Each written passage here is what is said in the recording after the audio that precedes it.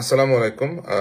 আপনাদের সকলের বিভিন্ন রকমের মেসেজ, বিভিন্ন রকমের সংবাদ আমার কাছে পাঠানো দেখে আমার মনে হলো আমার লাইভে এসে আপনাদের কাছে সরাসরি কথা বলেছি এবং যা জানতে পেরেছি তা আমি আপনাদেরকে এখন জানাচ্ছি। বাংলাদেশে আজকে বিভিন্ন গোয়েন্দা সংস্থার তথ্য অনুযায়ী বিভিন্ন স্থানে সংঘর্ষে প্রায় 145 জন মানুষ মারা গিয়েছেন এবং এই 145 জনের মধ্য থেকে যা হয়েছে তা হলো যে গত 2 দিন আগে ডিবির হারুন সাহেব ন্যাচারালি ছাত্রলীগ এবং আওয়ামী লীগের কর্মীদের কাছে এখন প্রায় 1500-র মতো অবৈধ অস্ত্র আছে, যে অস্ত্রগুলো অনেকগুলো অটোমেটিক, অনেকগুলা আপনার দেশীয় অস্ত্র, অনেকগুলা হয়তো কাঁটা বন্দুক, এরকম কিছু। তো তারা এই অস্ত্রটি বিভিন্ন জায়গাতে হামলা এবং হয় পুলিশ নিজেদেরকে রক্ষা করার জন্য গুলি করেছে এবং এই গুলিতে অনেক মানুষজন আজকে মারাও গিয়েছে। সব থেকে বেশি ক্ষতি হয়েছে যাত্রাবাড়ি থানায় এবং যাত্রাবাড়ি র্যাব ক্যাম্পে। এবং এই যে আক্রমণগুলো হয়েছে তা হলো যে আপনার পুলিশ যখন নিজেদেরকে আত্মরক্ষার্থে ফায়ার করেছে সেই সময় আপনার কিছু মানুষের ইনজুরি হয়েছে। আর রয়ের যে বিষয়টা, বাংলাদেশে রয়ের কোনো এলিমেন্ট তারা কেউ খুঁজে পায় নাই। মোস্টলি যেটা হচ্ছে অতি আপনার উত্তেজিত কিছু লোকজন বিভিন্ন জায়গা থেকে লুটতরাজ চালাচ্ছে এবং সাভারের বাইপাইল থানায় আজকে সন্ধ্যার সময় সেনাবাহিনী যখন পুলিশ সদস্যদেরকে উদ্ধার করতে যায় তখন পুলিশ সদস্যরা আতঙ্কিত হয়ে সেনাবাহিনীর প্রতি গুলি ছোড়েন।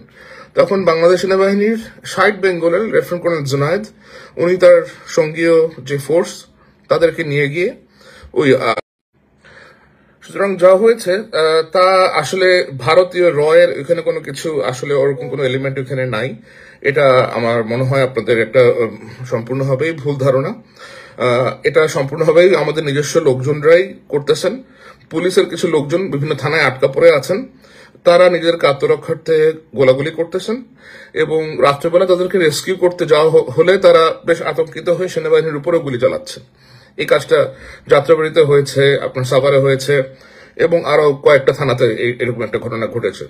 সুতরাং এটা আপনারা অনুগ্রহ করে মনে করবেন না যে এখানে অথবা বিদেশি কোনো চক্র এসে কোনো কিছু করেছে। এবং আমার জানা মতে আগামীকালকে সকাল থেকে বাংলাদেশের সর্বত্র বাংলাদেশ সেনাবাহিনীর সদস্যরা মোতায়েন হবেন এবং তারা বেশ শক্তভাবে পদক্ষেপ নেবেন বলে আমাকে জানানো হয়েছে। সুতরাং এরকম প্যানিকড হবার অথবা এরকম আতঙ্কিত হওয়ার আমার মনে হয় না কোনো রকমের কারণ আছে। আমার তরফ থেকে আমি এতটুকু আপনাদেরকে জানাচ্ছি। আর যা হচ্ছে খুব খারাপ হচ্ছে, যারা এই সমস্ত লুটতরাজ করছেন, আওয়ামী লীগের লোকজনদেরকে হত্যা করছেন, এগুলা দয়া করে করবেন না। এটা খুবই জঘন্য একটা বিষয়।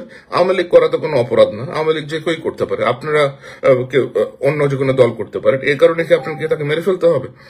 এগুলো খুবই নোংরা বিষয়, এগুলো একেবারে করবেন না। আর অনেক জায়গা থেকে খবর আসতেছে যে সেনাবাহিনী কু করবে, এই করবে, সেই করবে।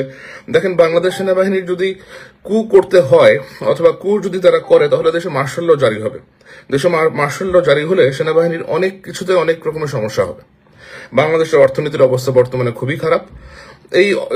এই ভঙ্গুর অর্থনীতির মধ্যে এখন আবার যদি কেউ কু করে বসে, বাংলাদেশে বিভিন্ন রকমের স্যাংশন অথবা বিভিন্ন রকমের নিষেধাজ্ঞা আরোপ হবে, সেনাবাহিনীর মিশনটা নষ্ট হয়ে যাবে। কারণ কু করা দেশের মিশনে লোকদেরকে কেউ কখন মিশনে রাখে না। সো সেনাবাহিনীর মধ্যে কু করে মিলিটারি টেক ওভার করার মধ্যে কোন রকমের ইচ্ছা আছে বলে আমার জানা নাই। আর ঢাকাতে যে সমস্ত জায়গায় ফায়ার হচ্ছে, যেটা আমি আপনাদেরকে বলেছি যে ছাত্রলীগের ছেলেদের কাছে, আওয়ামী লীগের একটা বিশাল সংখ্যক ছেলেদের কাছে 1500-র মতো অস্ত্র দেওয়া হয়েছে।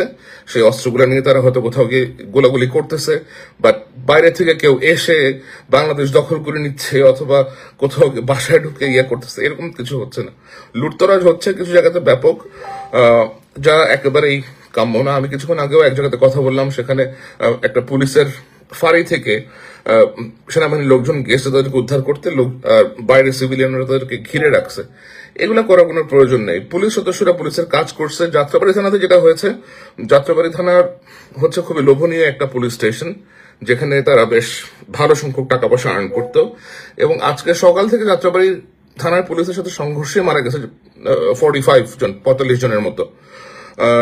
এবং তাদেরকে যখন মিলিটারি সদস্যরা উদ্ধার করতে যায়, ওই থানার বেশিরভাগ লোকজন আপনার গোপালগঞ্জের ছিল আর কি। তো তারা একটু স্বপ্রণোদিত হয়ে মিলিটারির উপর ওইখানে আপনার ফায়ার করছে, তখন আর মিলিটারি তাদেরকে সেভ না করে দে লেফট।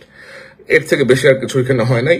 বাট যাত্রাবাড়িতে র্যাবের ক্যাম্পে যখন আক্রমণ হয় তখন ওইখানে একজন র্যাবের জেসিও মারা যান, জুনিয়র কমিশন অফিসার, এবং দুইজন সামরিক কর্মকর্তা আহত হন।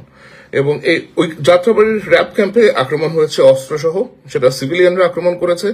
এই অস্ত্র তারা কোত্থেকে পেয়েছে এটা আসলে এখনো জানা সম্ভব হয় নাই। ওই অস্ত্র খুব সম্ভবত ওই নরসিংদী জেলের যে কোচ ছিল ওইখান থেকে তারা হয়তো লুটতরাজ করেছে, এরকম কিছু একটা হতে পারে। বাট ঢাকায় ওই যে বাড্ডায় অনেক কিছু গোলাগুলি করতেছে, দ্যাট ক্যান বি বাড্ডা থানা হয়তো আক্রান্ত হয়েছে। বাড্ডা থানা আক্রান্ত হলে পুলিশের সদস্যরা হয়তো তারা ফায়ার ওপেন করতেছে, এরকম কিছু একটা হবে। কিন্তু দেশের কোথাও অথবা বাইরের দেশের কেউ এসে ঢুকে আক্রমণ করছে এরকম কোনো কিছু কখনো হয় নাই। ওকে, থ্যাংক ইউ সো মাচ। আসসালামু আলাইকুম।